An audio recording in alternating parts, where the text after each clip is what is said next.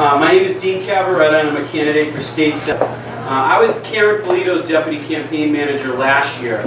She was a candidate for state treasurer. So in this area, we certainly did a very good job. Karen was well-liked, well-known.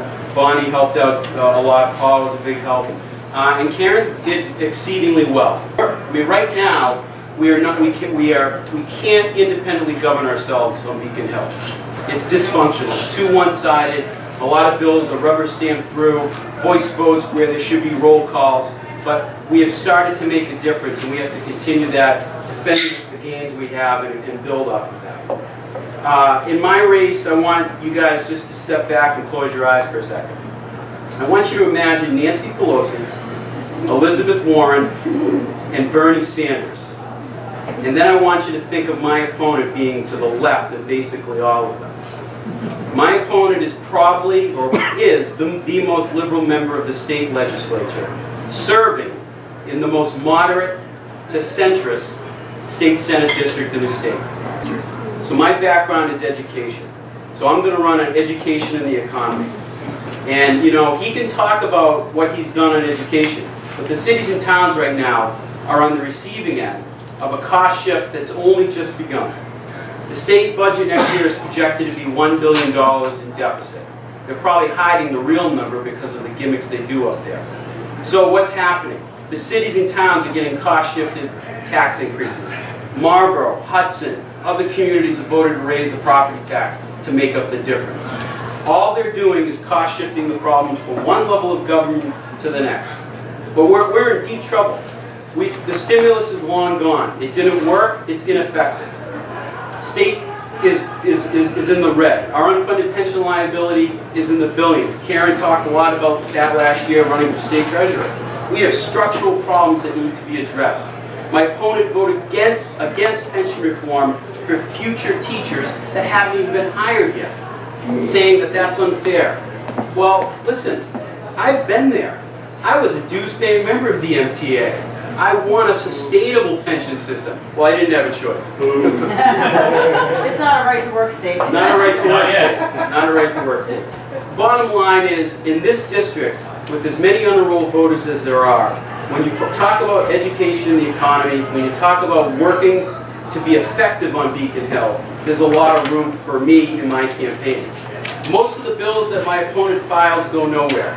They get 8, 7 votes in the state Senate. The leadership laughs at them. I can work with both sides from day one, whether that's Rep. Steve Levy on some issue that affects Marlborough, or that might be some other issue that affects Westborough or this part of the state with Matt Beaton and some of our other state reps. This is the year. This is the year. When it comes to reaching out to voters, I want to talk to every Democratic voter that's not to the left of Jamie Eldridge. There's some left, believe it or not. I differentiate between Democrats and progressives. This crowd now is not Bill Clinton. This crowd now is not Paul Saunders. And if you care about the economy, if you care about the free market, if you care about debt and deficits, then I'm closer to you than Jamie Eldridge is. That type of differentiation, the contrast, is what I'm going to focus on in my campaign. We're going to launch a second website at the end of the month called School Mom and Dads for Dean. We're going to talk about education, the real solutions that need to happen. It's not just about Chapter 70. Chapter 70 in state aid is a small fraction of the money that goes back to cities and towns for schools. The more important issue is how successful schools are allowed to manage themselves. What is the next generation of ed reform going to look like? A race to the top should be a race to localize. State legislators should not be trying to dictate what local school boards, local voters should be doing on schools, particularly if they do very well on MCAS, on other measures of success. Local education is a winning issue for me, and I'm going to make that a big wedge issue in my campaign. Education, Jamie wants to raise taxes, he already said that. He is the champion of special giveaways. He voted for the $58 million that went to Evergreen Solar. That startup in Marlborough failed. That money did not go to the cities and towns for local aid. It didn't go to the schools. It was wasted and was basically blown. The commercial vacancy rate on 495 and on our main streets is over 50%. If we don't make the Middlesex Worcester more competitive for business, We're not going to be broadening the tax base, and thus property taxes will be forced to go up again. Our state is in a very difficult, precarious situation. The Democrats are going to talk about the lower unemployment rate, about what seems to be going well. We have structural, serious problems that aren't going away. They're getting even more serious. The average road and bridge project in the state takes 7 to 10 years to build. The idea that there's stimulus or shovel-ready jobs is a myth.